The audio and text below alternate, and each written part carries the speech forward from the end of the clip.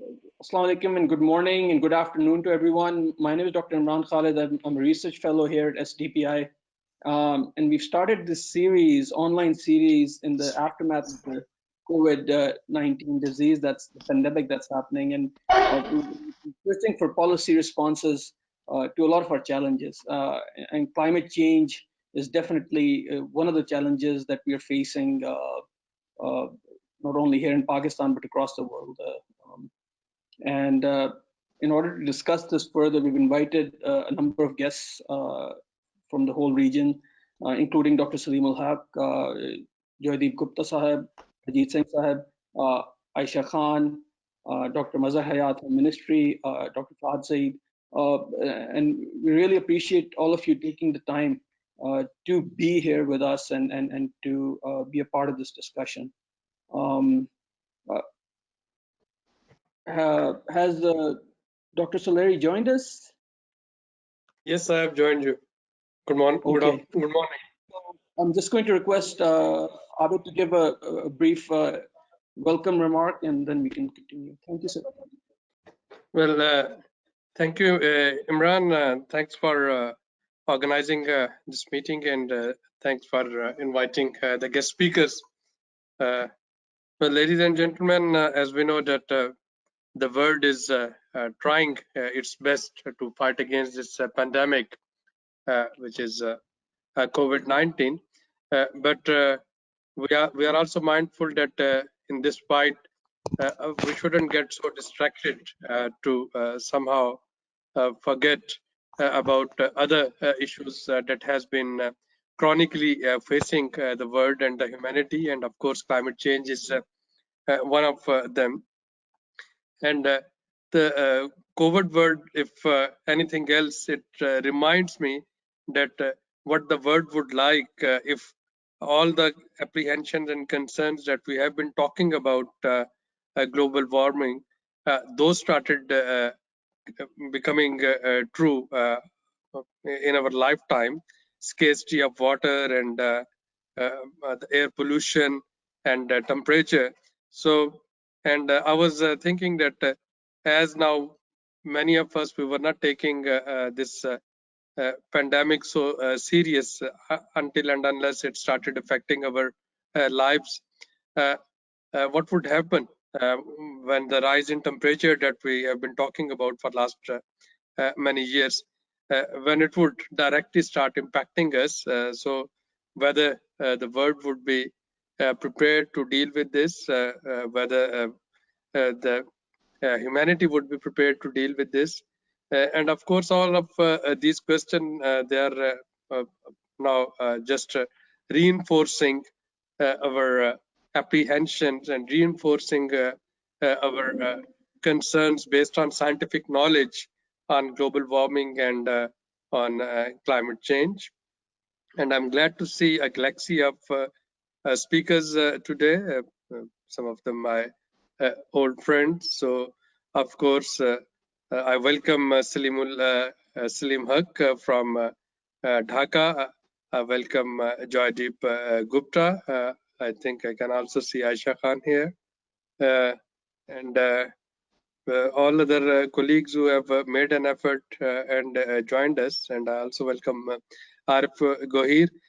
And I'm looking forward to listening from them, and especially as now due to this pandemic, we have postponed the forthcoming COP in Glasgow, of course, due to valid reasons. But will it mean that the postponement of that ritual will affect the Paris agenda, or can we continue delivering on Paris agenda even if Glasgow meeting is deferred and postponed? So I'm looking forward to listen from those who knows this subject much better than I, and I'm extremely keen to hear from Salim and Joydeep especially. I've posted a list of some of my thoughts into the chat box as well, and I'll quickly go through them and then we can get started. So essentially, during this discussion, if we can touch upon the science. So where do we stand in the grand scheme of things? We are at 1.1 degrees centigrade already. How soon will we be hitting the 1.5 or the 2 degrees centigrade mark? How good are our models? Perhaps we can have Fahd talk about them. Then moving on from the science, there is the promise, right? Uh, how do you see the postponement of COP26 in Glasgow? Is there an opportunity here for the vulnerable countries? Um, then we move on to the policies, especially vis-a-vis the NDCs, which had to be reviewed this year. And then I come to something that Harjeet talks about a lot, and that's loss and damage. And there is this great deal of heartburning on part of the developing countries that we've not been able to move forward. Then there's the dilemma, and that's the Article 6 and the markets clause. Where do we stand? And then perhaps we can touch upon the crisis versus crisis. We're seeing the pandemic now, and it's happening at the same time as we're facing the challenge of climate change, as Dr. Saleri alluded to. So there are two different crises happening at the same time. How will we allocate our resources moving forward? And then what's the future? Can the developing world come together? Can South Asia come together to resolve this issue? So these are some of the discussion points, and colleagues can pick up as we want. So let me quickly start with Fahad and have him talk about the models, and then we'll move on to other colleagues. So Fahad, can you please start us off by looking at the science? Where do we stand, and what do your models say? Thank you very much. It's very nice to see the colleagues, the old colleagues, the new colleagues online, and morning and good afternoon to everybody. So, okay, so how do we orchestrate it? So everybody needs to touch upon all the questions, or I just keep myself to the science question for the moment.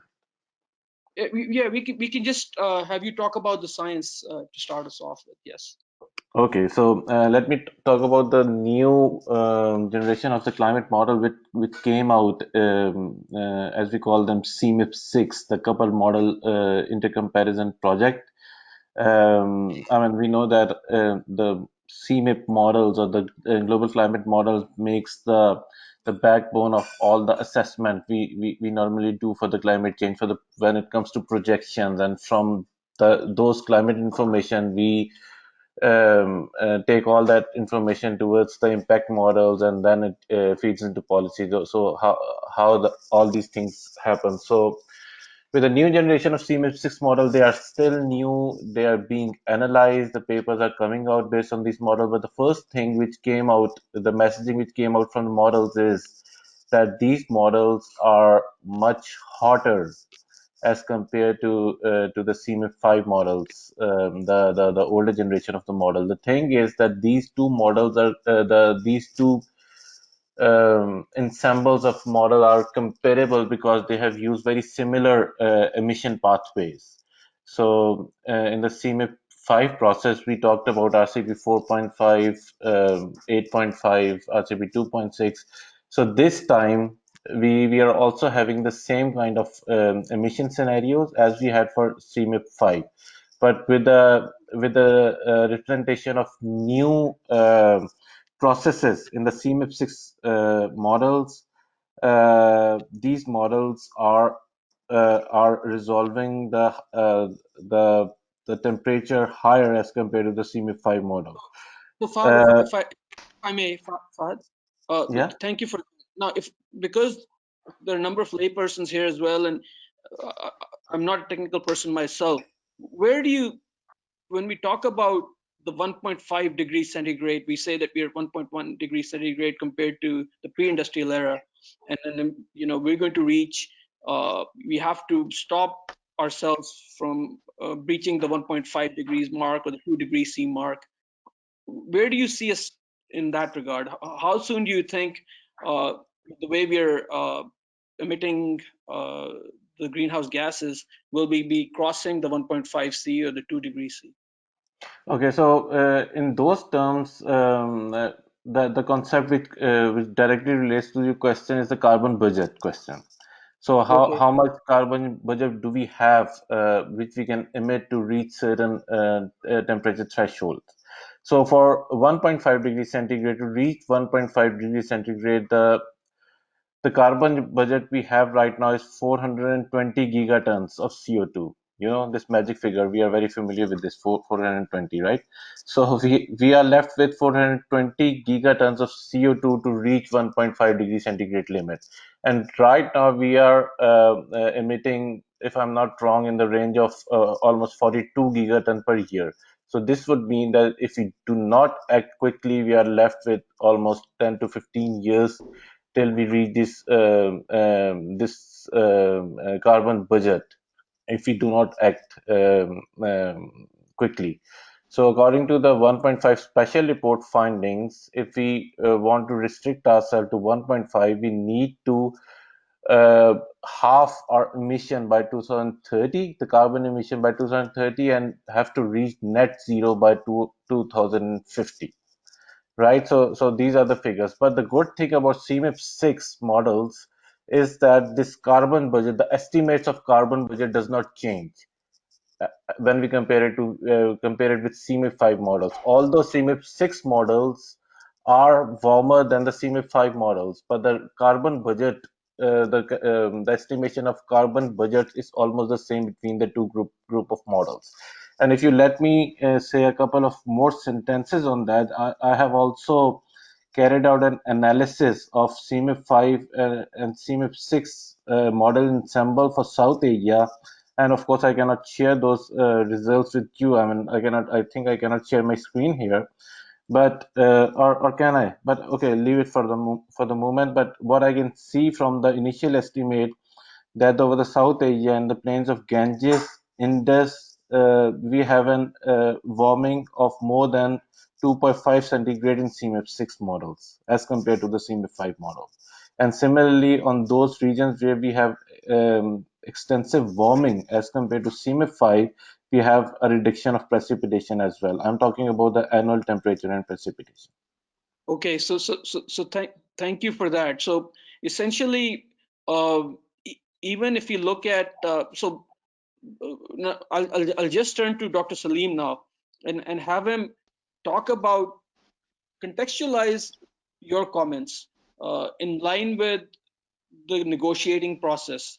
So, sir, we've been having these conference of parties for the past 25 years. The Paris Agreement came into play, and then we decided that the world was going to make headway in terms of resolving these issues. Where do you see us at this time, given what Fahad has just said? We've got a limited amount of carbon budget. We've got perhaps only 10 to 15 years if we talk about 1.5C. If you're talking about reaching the 2 degrees mark, then perhaps we have a little bit more time. But unless until we are at the same page or on the same page globally, we won't be able to make headway in these terms. How do you see the situation? How do you see the promise of climate negotiations moving forward? Thank you, Adnan, and thank you, Fahad, for explaining on the models. I'm not a modeler myself, but my understanding is that the global target of 1.5 degrees becomes less and less reachable or achievable with every single day of our not taking it seriously enough. And if I can draw the analogy of the lesson from the coronavirus for the climate change arena, it is the fact of time. The coronavirus is hitting us in hours and days, and we are taking actions immediately over the next few weeks, and we don't know what's going to happen. And everybody is affected in every part of the world. This is just a fast version and a smaller version of what the climate change program or plan impact is likely to be. So we talk about reducing the steepness of the curve. The coronavirus is an important, and we are learning about how do we reduce the curve. The same will apply for climate change in a much, much bigger way. And the point is, early action matters. Acting before you see the impacts is going to be the solution to reducing the impacts. Acting after the impacts is not going to help very much, because the impacts will happen whether we are prepared for them or not prepared for them. So the second lesson then has to be in terms of global leaders, and by that I mean the prime minister and the president of every single country has to make a decision on, are they willing to listen to the science? The scientists have been telling them this. You know, the climate scientists, we've been telling them this for the last 20 years. They're not listening to us. The public health people have been telling them for quite a long time as well. They haven't listened to them. But now, the not listening to the public health is coming to roost. And you can see, in fact, in real time, just now as we speak, the relative impact of those leaders who took early action based on the science and made their citizens do things that they weren't prepared to do, didn't see why they had to do them, but they did them. You look at the head of Singapore, Taiwan, now Germany with Angela Merkel.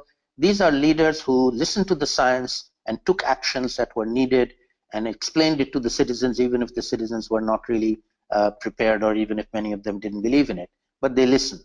Whereas we have leaders in Italy, Spain, UK, and now the US who just ignored their scientists. They're lying when they say they didn't know. They knew, they were warned, they were given a very detailed prognosis of what might happen, and they chose to disbelieve. They chose to believe that life will go on, they'll carry on, they will not be hit. And so I think that's our biggest message for the climate change arena coming out of the coronavirus. Now, moving on to the promises and the role of the Conference of Parties, I feel that another lesson that we need to learn is that decisions in reality by our leaders and actions by all of us matter far more than meeting every year and agreeing on language. The COP has been reduced to bickering over language that we have seen the language doesn't even matter. People promise something and they don't deliver it.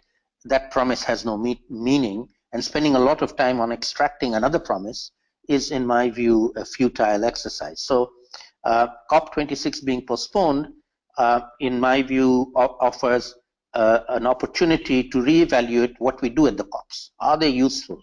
Are what we do there going to help us achieve consensus? Because the last 25 COPs have failed to do that.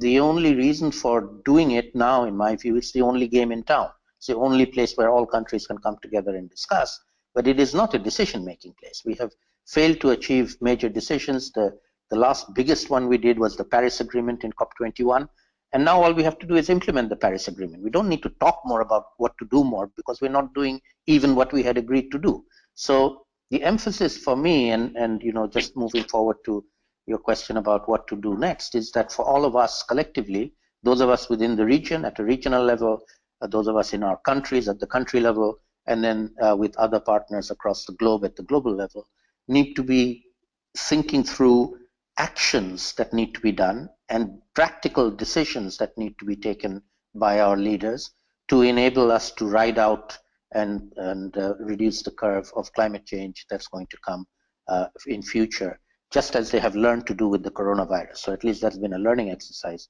that we can build on.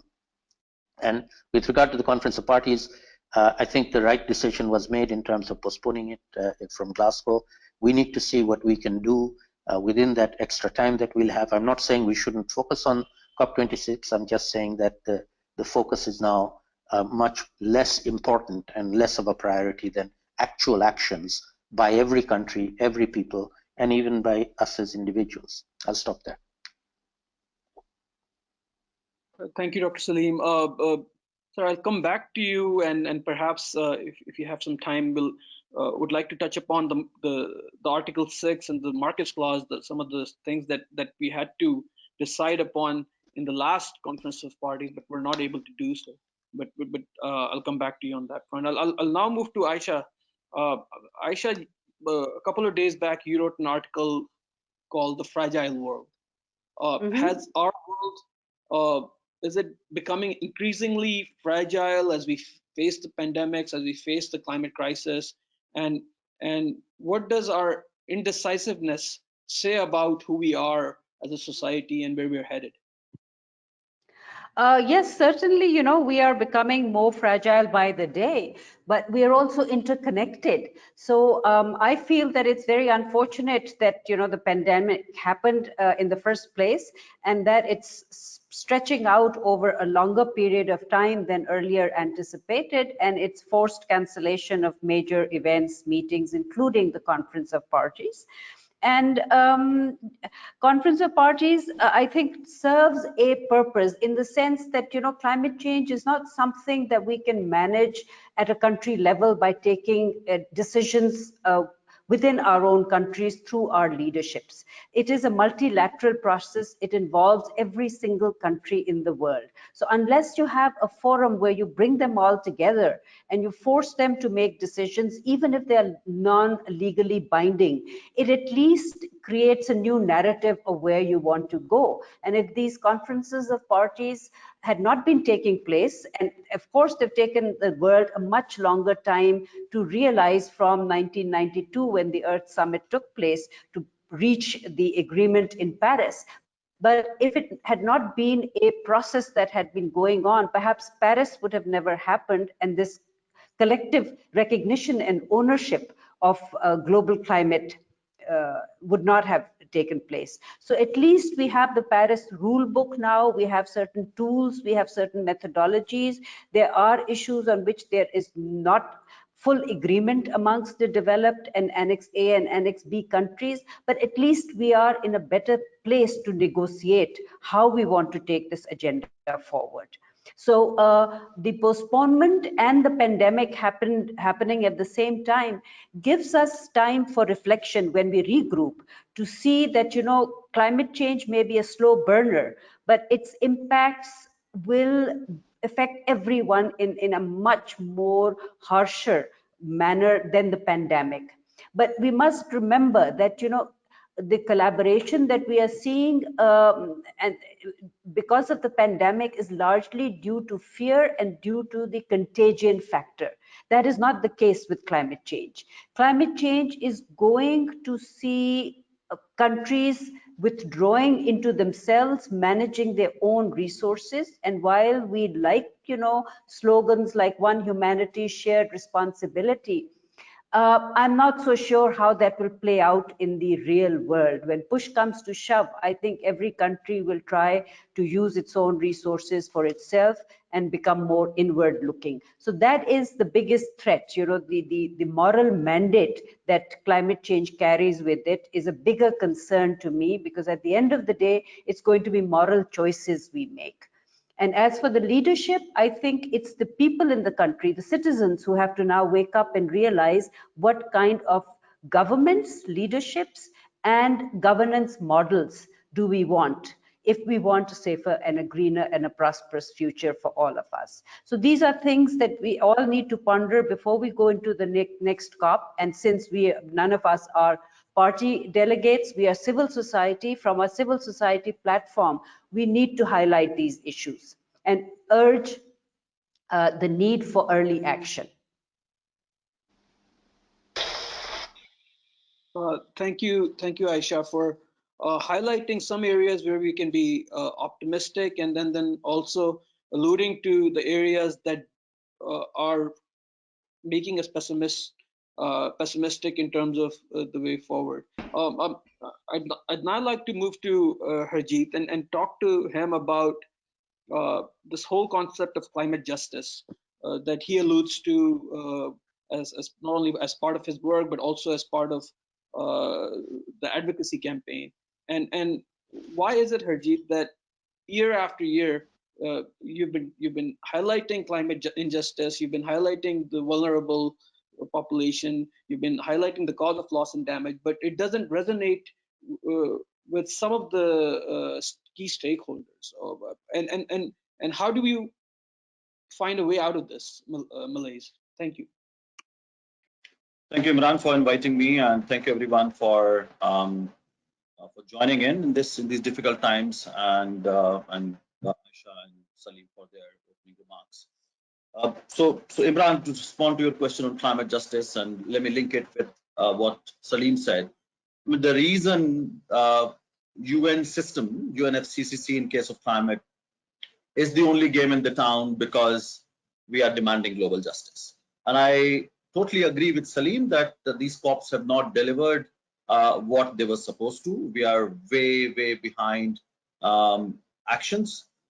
It actually turned out to be a place where we were discussing text much more than action.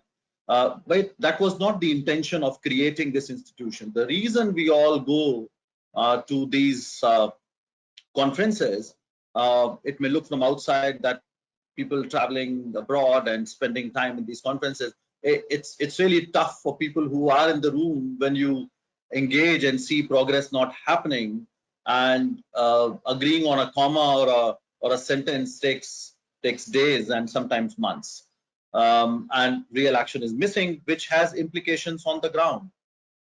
But the reality is that we cannot outsource this work to G7, G8, or G20s of the world, who in large part are responsible for the crisis. So if I take the example of the anti-tobacco campaign, you did not have tobacco companies sitting on the table and deciding how to address the menace. In case of climate, the challenge is that fossil fuel companies are very much on the table, covertly or overtly, or are absolutely in the game, and trying to control the whole process directly or indirectly. I think that's the biggest challenge, and that's the reason we are not able to get the justice that we were supposed to get from this process. So the vested interest of countries and companies, and I'm sure many of you would know that just 100 companies are responsible for 71% of emissions, and we have not been able to crack down on these companies, and they are the ones who are not letting us change our economic model and systems and the source of energy. So yes, we should definitely talk about why COPs have, talk about that COPs have not delivered, but also do the diagnosis why they have not delivered. Another reason that we have not succeeded in making COPs useful is because in the initial years, we thought it's only a policy change that will bring change in countries. And we had the impression that these policy makers sitting under one roof will be able to define what needs to happen. But that's not the case. We have realized in the last few years that we will get justice only when we have grassroots movements, young people, citizens movements, indigenous people, women and gender alliances come together and start challenging these powers and power structures. That has shifted the course, at least in terms of the conversation, if not policy as yet, and there's a long way to go. But at the same time, if I connect it to the whole COVID-19 pandemic and the learning from there, as Salim was also alluding to, I think there's a lot to learn. For the last several years, we've been saying we don't even have billions of dollars available, and we have seen trillions coming in only in the last few years, which we also saw during the last financial crisis. We've also seen that public behavior can be changed when leaders communicate and act upon. And we have seen that well-being can become a priority over economy. So this is exactly what we have been saying as part of our climate justice movement, that you need to change policies to make sure that people who are vulnerable are getting affected. And if you look at who is getting affected even in this crisis, poor and vulnerable. So there is so much of similarity, and now we have kind of a model to actually push for, saying the way we responded to COVID-19 crisis, we have to respond to climate crisis in a similar fashion. Let's reboot our economic system and let's bring justice at the very core of our policies and action. So I think while it's very unfortunate to see what's happening around the world, but it does provide us an opportunity to draw our learning from and infuse new energy into climate justice movement. Thank you, Harjeet. Let me now turn to Joydeep Gupta Sahib and ask him about his role as a journalist. As I was reading about him, I realized that I learned that It was he came into this arena after the Bhopal tragedy, which was a crisis of immense proportions at the time for the people of Bhopal. It was an industrial accident that still the impacts of which are still being felt to this day. And then he's been covering environment and climate change for such a long time. How does he see? My question to him is: how do you see this the differences between the key stakeholders? In your last article, after the conclusion of the Conference of Parties in Madrid, you said it was a failure. That at least that was the headline. But we've seen that failure again and again. And my question to you, I guess, is in that how do you see us moving forward? Do you see a ray of light at the end of the tunnel, or is this thing, if we continue with the Conference of Parties as we have, we'll continue to be having these same conversations again and again, and you'll be writing about them in the same way? Thank you. Thanks, Imran, and hi everybody. Very glad to join. Thanks for calling me. Well, okay, I'll answer your question briefly. I'll say, because what's happening as a result of the COVID-19 pandemic is that we are simultaneously on the cusp of a huge risk and a huge opportunity. Because this pandemic is going to go away after a few weeks, few months, maybe even a year, but it's going to go away.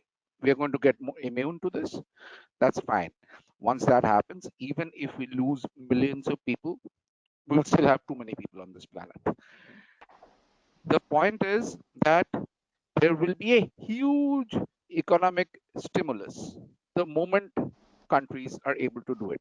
Not the kind of economic stimulus we're seeing now, which is mainly providing livelihoods and providing income support to the poor, but a huge stimulus being given to businesses and industry. And that is exactly where the entire fight for climate change, biodiversity, and the future of this planet and of all the people will be either won or lost. Because if it goes back to business as usual, then we have had it. We just won't be able to then move again, go through the COP process, go again, get a few millions, a few billions, and try to reverse. Our reverse gear simply won't be powerful enough unless the economic stimulus becomes a green stimulus, a stimulus that is absolutely and totally fundamentally wedded to sustainability. Unless this happens, we can say goodbye to the COP. We can say goodbye to a world that is, even at this level, we can welcome a 3-degree warmer world, including all the disasters in our part of the world.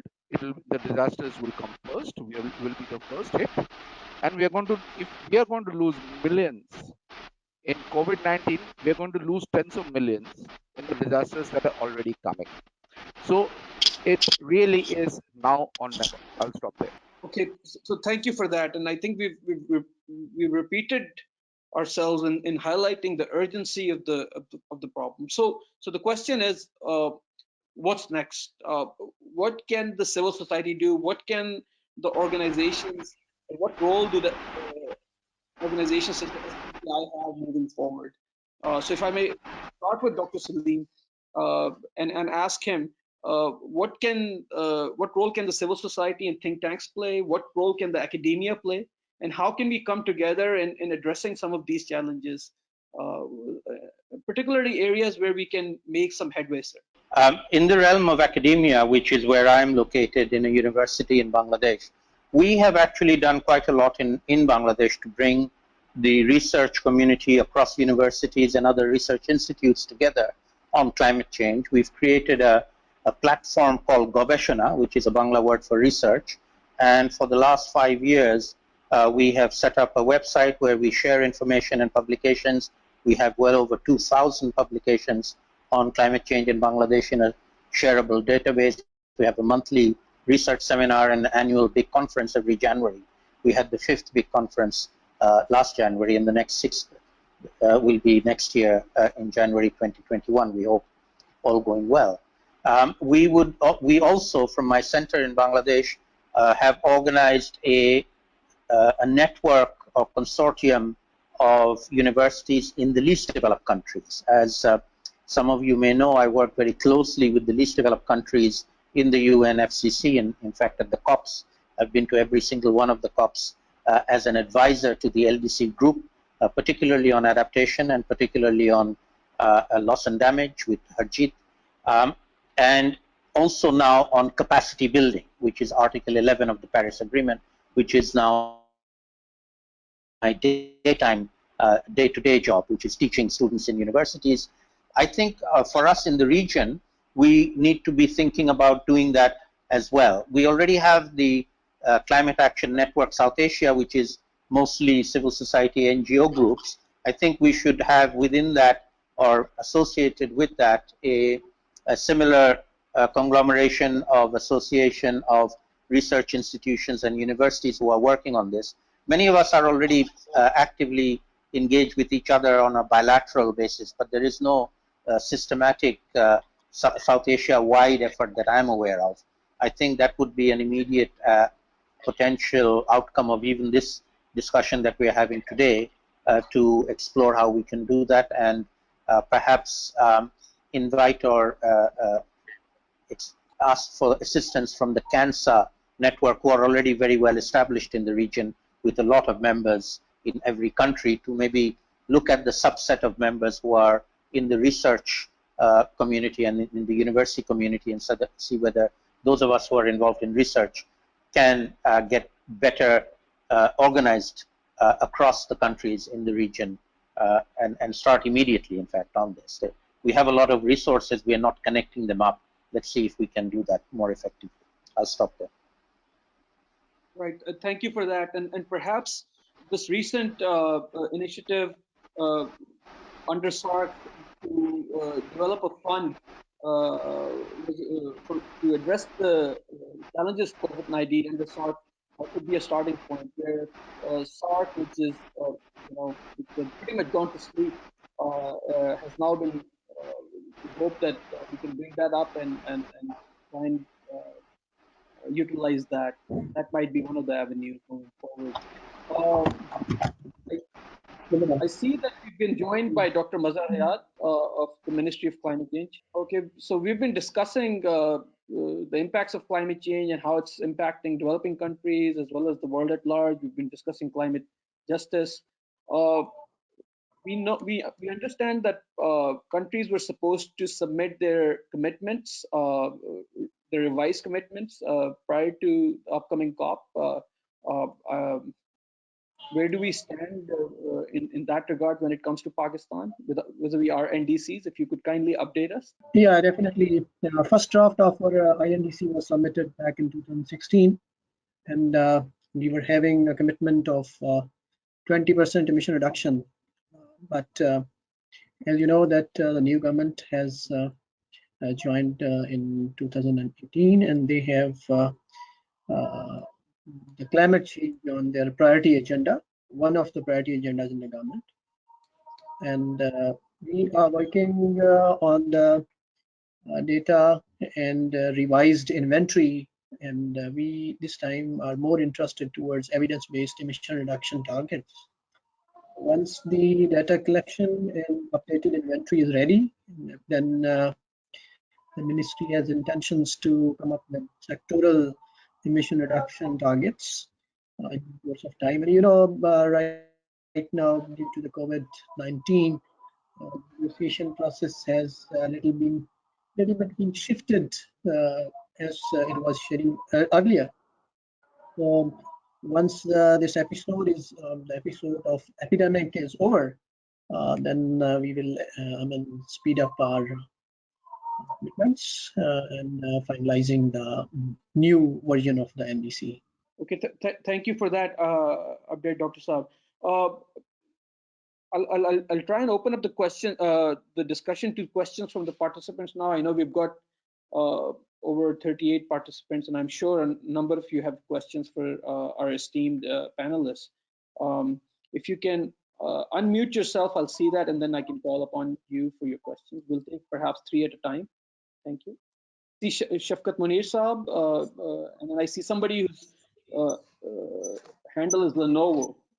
So Shafkat Munir Saab, can you ask your question, please? Yeah. Thank you, Imran. Thank you, everyone, and welcome to this meeting. Probably the discussion is around that, whatever we have been seeing, what are the lessons? So if you calculate the lesson or that, the real powers who had to listen us, the people, the civil society, or the science, or whatever the policy advocate, they have not listened. And now, amid COVID and the climate change impact, and even in one of my social media tweet, I have said that this seems that this COVID is not COVID committed by some virus. The virus are in the universe, but this could be a reaction of the mother nature. What we are doing with mother nature, it could be a reaction of that. That's why now people from Islamabad can see the mountains in the north, up north, 150 kilometers away. Earlier we could not see that. So we have to look at now as a civil society that we press that business as usual will not go. As I heard Joydeep was saying and Harjeet on the social justice. Now, what is next from here?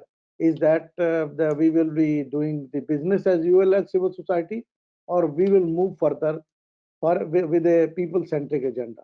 That's my question. Maybe Harjeet, Joydeep, or anybody can pick that. Thank you. We'll take a couple of more. I see somebody, I know Hassan's there, and then I see somebody whose handle is Lenovo. If you might want to ask your question, I'm not really sure who this is. Can I go first? Yeah, go ahead, Hassan. All right. So my question is more, I guess, on the philosophical end. Again, underpinning the role of Corona and climate change. The coronavirus has made us all slow down and given us this time to reflect on upcoming challenges. Where do you see the exact pushback that such pandemics, they tend to start from developing countries? So what is the sort of moral obligation of developing countries to also try to locally generate the funds, the capacity to engage on making sure that such pandemics don't become a recurring feature in climate change? For whoever can or wants to answer that. Yes, Imran, actually I could see in the list of participants Evans Kutibi from Kenya. So I was interested to get his views from that part of the world as well. I think we're from South Asia. We spoke a lot about how we perceive this postponement of next COP and the climate agenda going forward. Evans Kutibi have been leading a huge program of climate change resilience by IDRC. And I'm quite keen to listen his viewpoints, if you permit, please. Hi, thank you, Abid, for pushing me onto this front line. Yeah, I think what I would like to say is that we are equally reeling from the, effects of this pandemic. Just yesterday, the government of Kenya locked down the city of Nairobi and two other counties, Mombasa and its environs. So nobody's either going in or out unless you're bringing in food or other essential services. But again, in terms of the lessons we learned from this, taking them forward to the climate change arena, I think I just want to echo what Salim said earlier on. We've been doing too much talking and too much text, at the COPs and not acting on them. This is the time to really move forward and act on what we've agreed upon in Paris. I know we've been an example of those countries that are quick to make policies and strategies and put them on the shelf. Recently, I've participated in the review of Kenya's commitments as part of the agriculture sector team that was, doing that. I know that several other countries are also doing the same, but again, the fear is we will do all these nice texts and nice reports and just put them on the shelf and submit them wherever they need to go, but then be slow on action. So I think I just want to, like all others, emphasize the need for quick action in the circumstances that we find ourselves in, because this is actually coming. And like the 1.5 report told us, within the next decade or so, we could begin seeing a lot of that kind of devastation in some of the countries, like in Africa, some of those that were identified, like Botswana, going to lose big on the beef industry, and other countries also having some significant other impacts. So more generally, I think I just want to say that we need to be very proactive, and the institutions that are charged with the responsibility of leading action need to be incentivized and capacitated to begin to take action as soon as possible. Thank you. Thank you, Evans. Good to see you. Appreciate these words. We'll come back to the panelists because we had a couple of questions. If somebody wants to address them, kindly do, and then we'll come back for the next round. Thank you.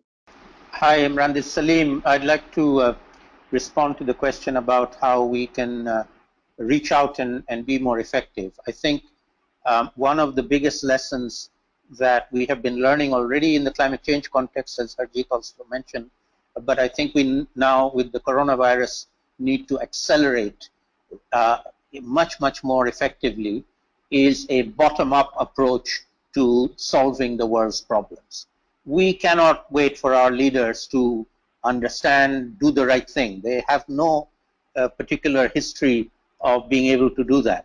And so we are going to have to push for the right things. And we heard some examples of a greener investment economy, working more on behalf of the poorest and the most vulnerable. All of these issues with the climate justice angle as well, all of these issues now for us have to become much higher priorities than just simply, school children coming out every Friday and demonstrating is not enough. It was good. It had a major impact, in my view, in linking us as global citizens in a sense of a solidarity. The school children who've been coming out every Friday in almost every country in the world is a representation of that global solidarity of one sector of society, namely school kids, for whom climate change is the make or break in terms of whether we flatten the curve or we don't flatten the curve.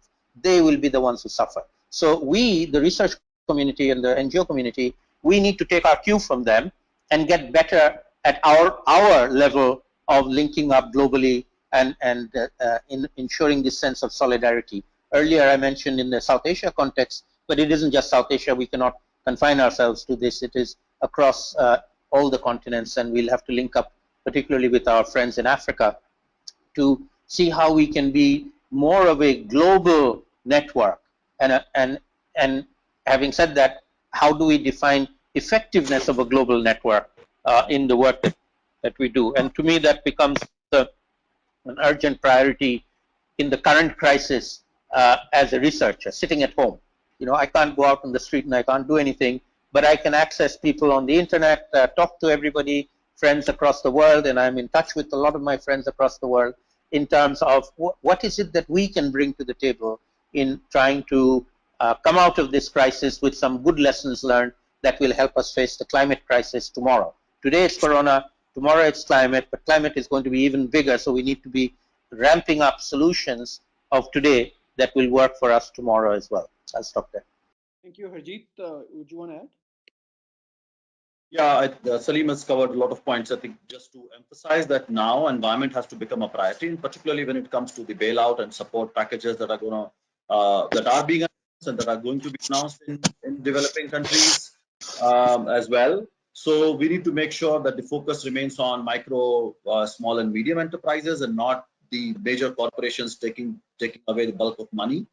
And how do we start looking at all development sectors and their relationship with environment and climate change? I think that's it, because we are rebooting the entire economic system we should not go back to the same normal scenario. It's an opportunity for us to review and see what is really essential, what is needed, and what is linked to people's health and well-being. I think so. This is a tremendous opportunity which we never anticipated would come, and we should definitely be putting environment at the center. The second point, the question around moral obligation of developing countries when it comes to finance.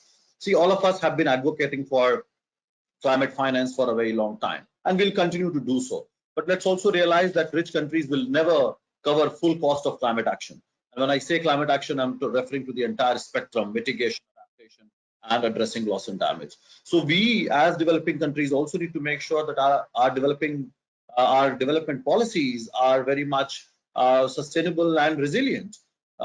And our actions need to speak much better than what we normally talk in these conferences. So while we support developing countries in these international conferences, but back home, we also have to put a lot of pressure on our own leaders, saying we also have to get our development right. So there's no excuse. Look at the kind of good air that we are enjoying, and that is actually making us realize that we can have a different world. We don't have to live in pollution. We don't have to have affluent coming out of our industries. Our rivers are looking much better in just a matter of few days. So there's a lot that we need to relook at, and this is an opportunity for us to do it. Thank you for that. Fahad or Joydeep, would you like to add to this?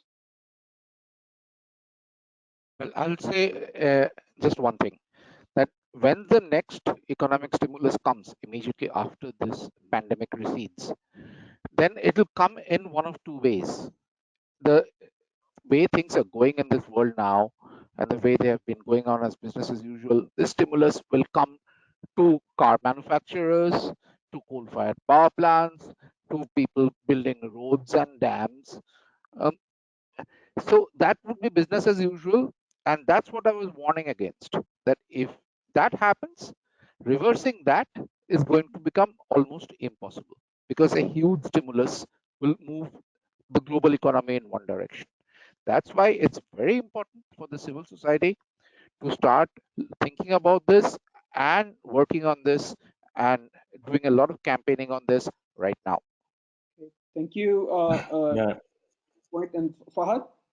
Yeah, Imran, just to add on that, yeah, 2020 was a very important year. It was considered and still is considered to be a very important year because we are in the second phase of NDCs, and there are a lot of expectations. Salim has just pointed towards this Fridays for Future youth movement. They are building the momentum, and now in living in Berlin, I can tell you that now they are not holding all their protests, which were like impacting the policymakers a lot. So this is a kind of a setback which we have got because of this pandemic. But now the big question is, how do we come out of this setback economically? The narrative that it is that this, because we have seen that emissions have gone down because of this pandemic in countries like China, for example, and also the Europe. But the narrative that it is good for the climate is I think is dangerously misleading, because it is feared that coronavirus could complicate the challenges of climate change, and they can do it in several ways. For example, if capital markets lock up, it will be difficult for the financing necessary to move ahead with any kind of a solar, wind, or battery projects. In brackets, it's renewables. Similarly, we have seen that the oil prices have took a plunge recently. It is partially driven by coronavirus, as well as between the Russia and Saudi Arabia um, oil price war. So, which means that the cheap gas or fuel could make electric vehicles, which are already a little more expensive or harder sell for consumer.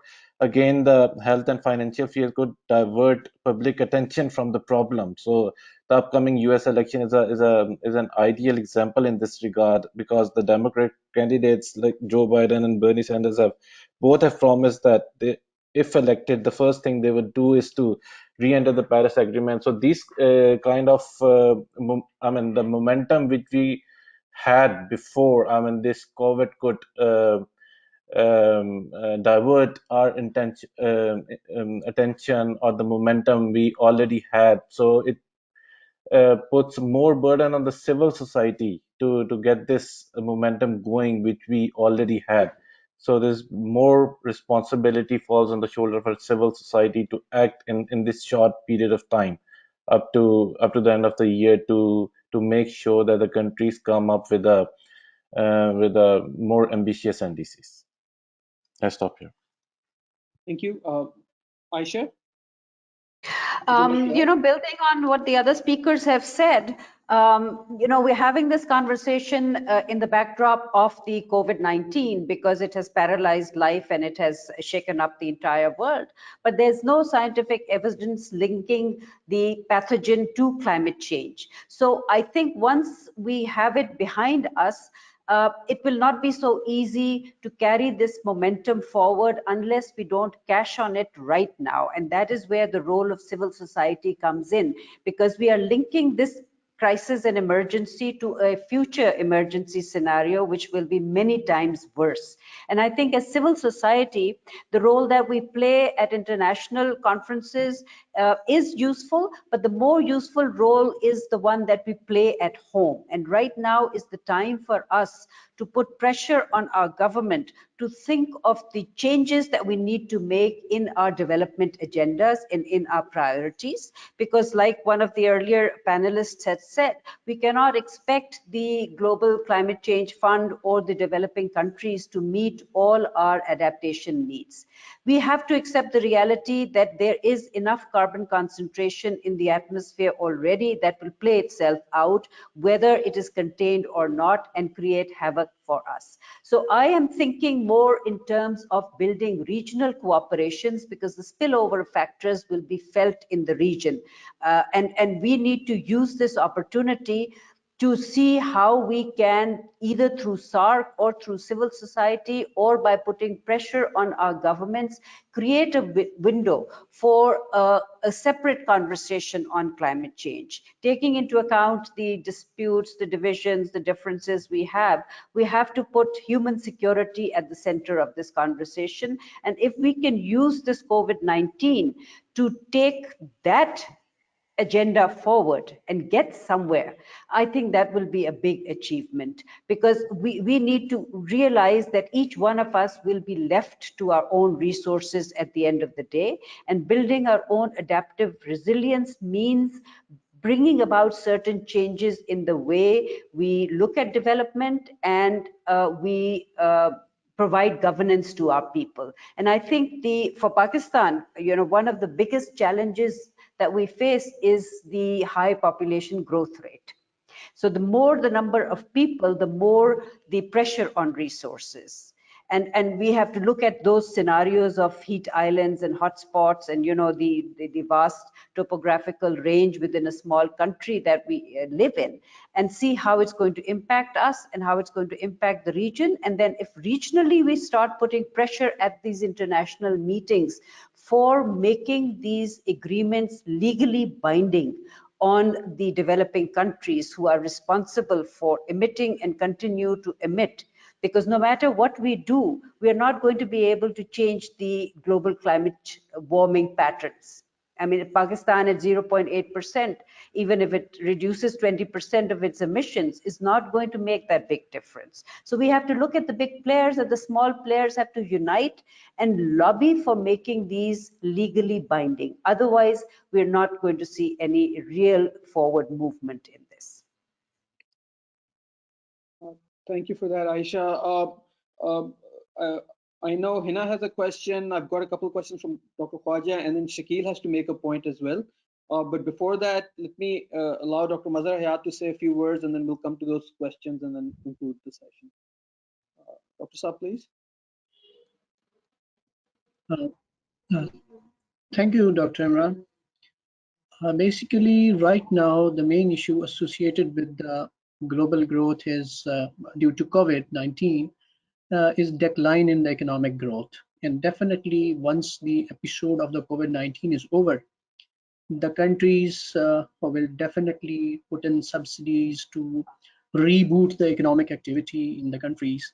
And from my understanding, it is very important to go for the subsidies or rebooting the economic growth very wisely, because it should not be to reinstate the business as usual of the economic growth. It should be directly linked with the sustainability and addressing the climate change as a whole.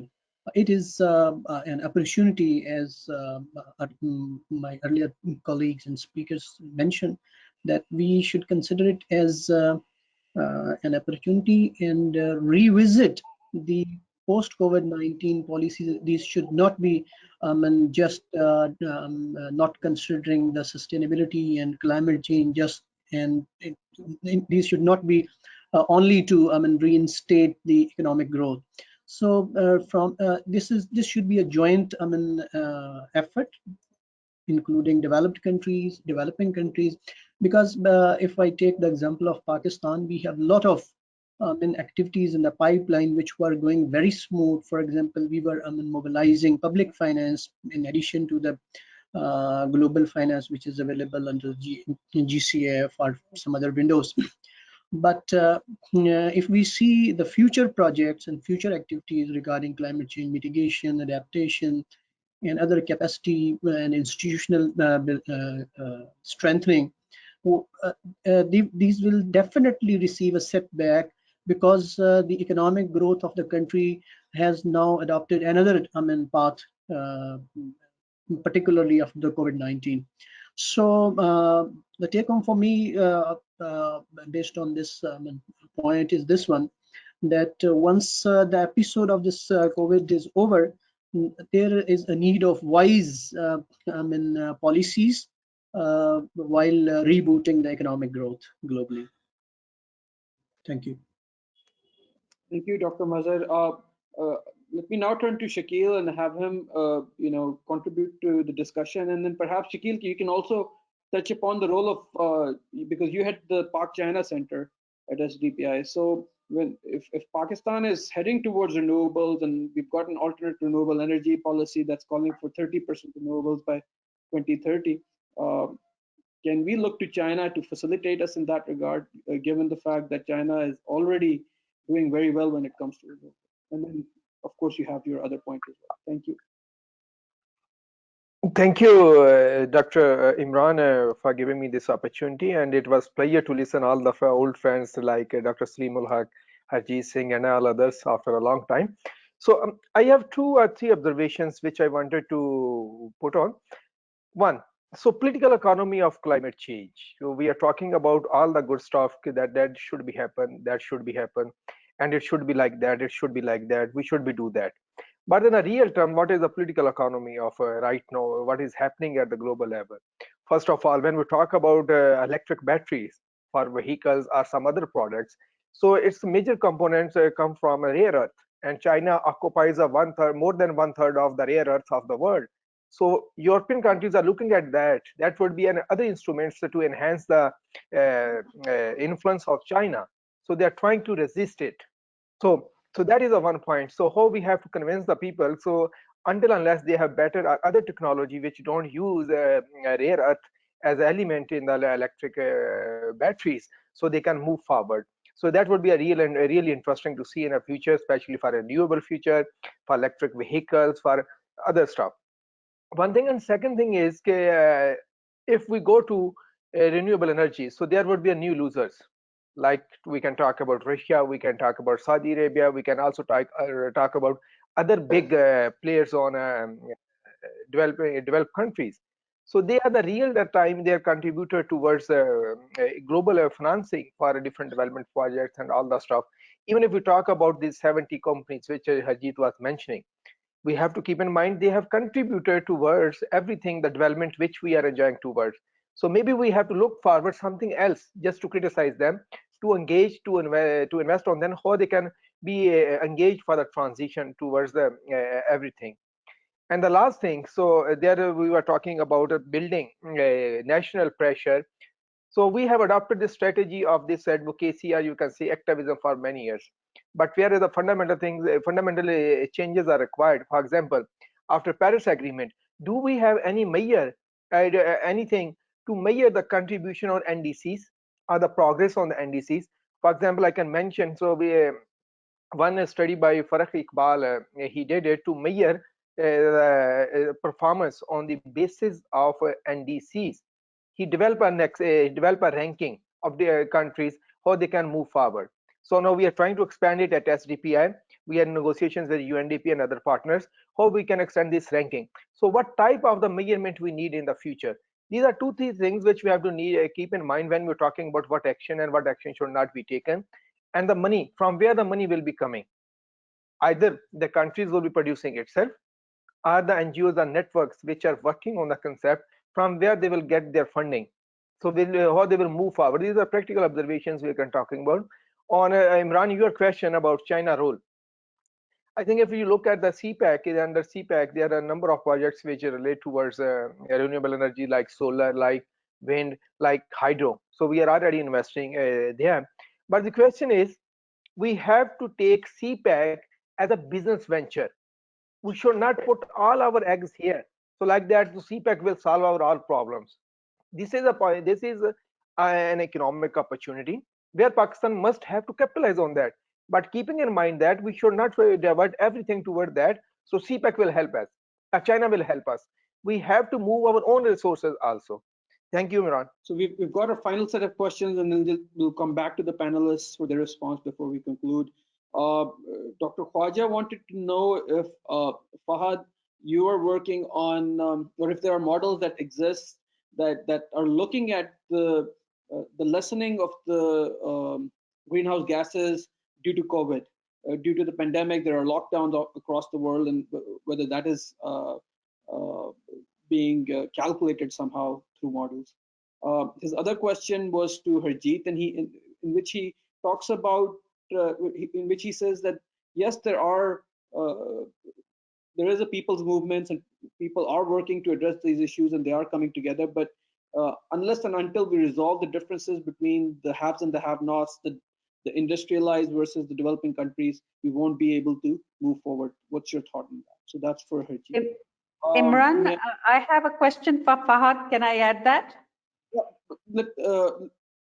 Yes, go ahead. Fahad, I just wanted to know that you said that the projection for increase in temperature is 2.5 degrees for South Asia. Could you give us the timeline for that? Okay, and then we've got Hina and Sajid. They've got questions as well. So we'll just go to Hina first, and then we'll come to Sajid, and then once they've asked their questions, we'll come back to the panel. Thank you. Thank you, Dr. Imran. Some of the questions in the comments have been addressed just now by the colleagues, like the last 3-4 colleagues, and it was basically, of course, to look at the biggest contributor that we have is China, and looking at the IMF's recent economic figure of how the COVID-19 will be impacting the economic growth of China. And while taking a look in the last year, China already had started its talk while to how to implement the substantive climate policies and environmental regulations, so in terms of boosting their economic growth.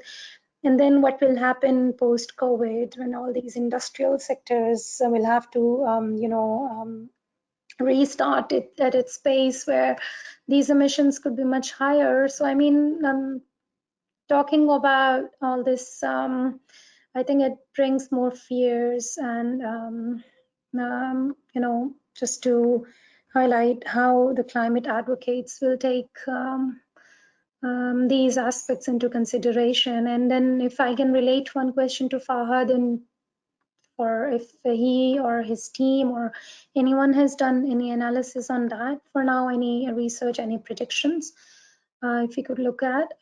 Second, of course, in terms of renewables, we have all the supply chain coming from China, and looking into the the manufacturing market, and I mean, how we can see if, I mean, with the developers look to diversify their supply chains away from China as a result of coronavirus? I mean, this is just some of the questions that come into my mind. If anyone can have a comment on that, that's more or less from my side. Thank you, Dr. Hina. Dr. Sajid, please. Imran, thank you. Thank you for excellent presentations. I mean, the sort of comments and analysis of the COVID and the climate change. My question may seem very naive. Actually, it's a very basic question that I'll be asking.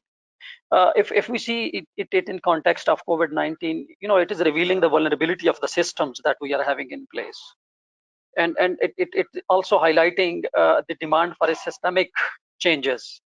And so does apply to climate change. I mean, if this is a health crisis which turned into economic crisis, but we can link it with the climate change.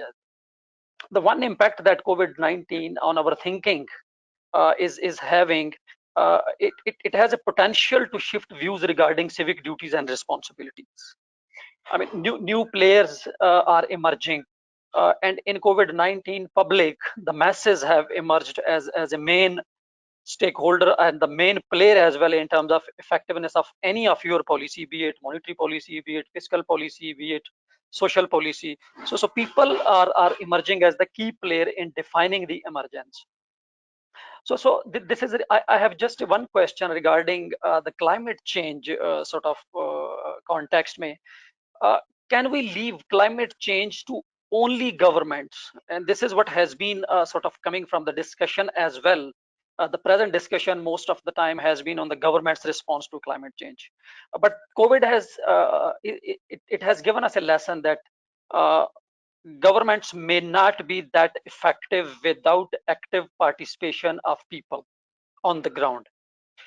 And this is where my question actually is. And that is about the framing and communication of climate change. For example, let me just give you 3 examples and then I close. 1.5 degree or 2.5 degree increase, it's good, but it does not bother me as a common man.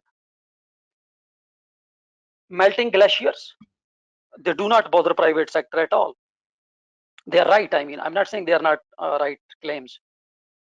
Declining crop yield, some sensitive to sort of agriculture, farmers, but it does not bother industrialists, the corporates, the private sector as a broad.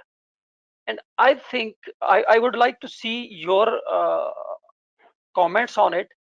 How do we see COVID as a lesson to improve our communication and framing of climate change to build a broader constituency?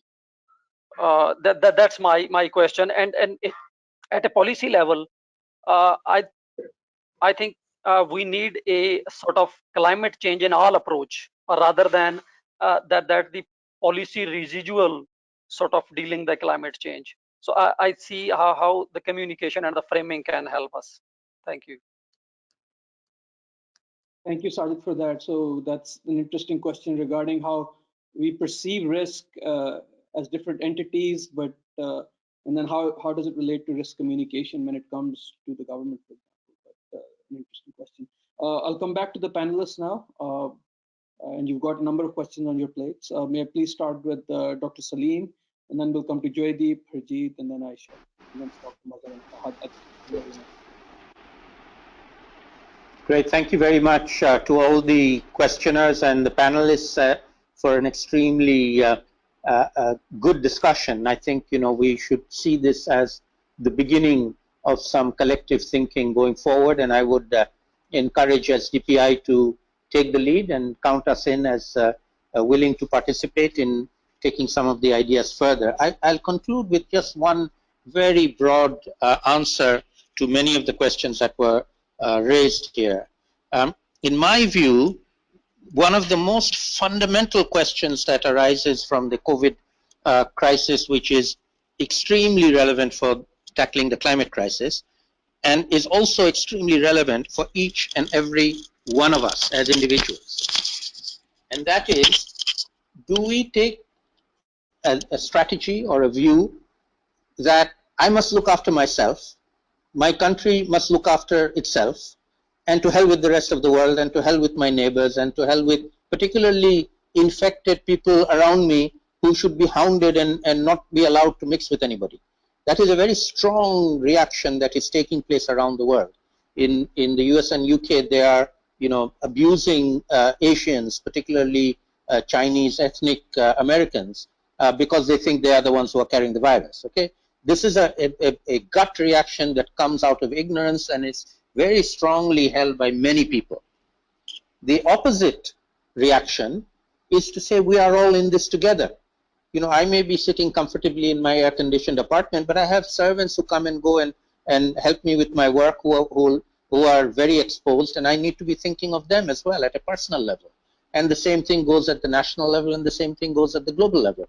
And that's where we, as active citizens, every single one of us, can make a difference. We can make this analysis, and we can make a choice of how do we perceive, and then how do we act on our perception of what does this mean. And this is a lesson that is being learned, or opportunity to be learned for every single one of us going forward. And I hope we make the right decision here. I'll stop there. Thank you, Harjeet. Thank you. I think I'll merge my closing comments as well as response to the questions that were raised. With respect to capacity of developing countries, it's an absolutely relevant question, and this is the reason, or this is one of the good things that comes out of the COP. While we don't achieve the policy outcomes that we intend to whenever we go to the COPs, but through our engagement with policymakers, particularly from the global south, who we work very closely with, as Salim was talking about how he advises leaders of countries, this is one of the key things that we do. So we work with them and we exchange our knowledge, and we also make sure that our own developing country governments have much more capacity. And right now, you're absolutely right, Dr. Khwaja, they are not up to the mark, and they have to have a very steep learning curve that they need to get onto, and we are nowhere near that. So as civil society, as governments, we have to really invest into institutional way of building our knowledge and capacity, because it's not just about policy discussions at the international level, it's about implementation, it's about knowing what the real issues are and what we can really do about it. So we should be investing a lot more into this area. And the other question on whether it's only governments or only people, no, it's not either or. And as again Salim was saying, or Jodeep was saying, that how individuals can play a very important role. But let's also understand, even in this COVID response, individuals acted only when government showed the grit and communicated absolutely clearly. In case of India, for instance, the lockdown and the related benefits of lockdown have been communicated, and people are watching the risks of not following these rules. So I think similarly, we need governments to take leadership. People will follow only when the message is absolutely clear, and the way brilliantly Jodeep said how we need to communicate, I think that's the way to go. But I still see governments need to take a first step. Yes, people can put pressure, but when it comes to policy change and behavioral change, the buck stops with governments. Thank you. I just wanted to say that, when we talk about civil society or citizens' response to any threat or emergency, it is directly proportional to the level of risk to which we are exposed and our perception of that risk. So COVID-19 is in a way unique, and that is why you're seeing such compliance and cooperation, because everybody's fearing for their lives. When this epidemic is over, we can certainly use this for extrapolating it into the climate change discussion, debates, and the threats it poses. But what I see, happening as a result of this is also people questioning the form of governance, how ably governments were able to manage this, positing authoritarian versus democratic governments and practices, and seeing which is more efficient and capable of responding to an emergency. So it's not just, COVID will leave us with many questions to address at the civil society level. And I think researchers, academia, civil society, we have to now pick this up and try to learn lessons from this emergency and crisis and try to build and mobilize support for an agenda that we feel will promote like our esteemed panelists, Dr. Salim ul Haq and Harjeet have talked about, civil society and research contribution, as well as a legitimate demand for climate justice. Because we need to mobilize our own civil societies and our own governments to start articulating that demand at a higher level. Let me just turn to Fahad. You had a couple of questions. Yeah, thanks for the question. So I'll take some time to explain that what I previously said. Aisha, responding to your question, that we have got the ensemble. We have got 26, let's say 25 GCMs, global climate models from CMIP 6, and we had 25 GCMs from CMIP 5. When I take the median of both the sets of models, and then I take the difference, then I could see that CMIP 6 ensemble is the median value of the CMIP 6 ensemble is almost 2 to 2.5 degrees centigrade higher over the plains of Indus and Ganges basin.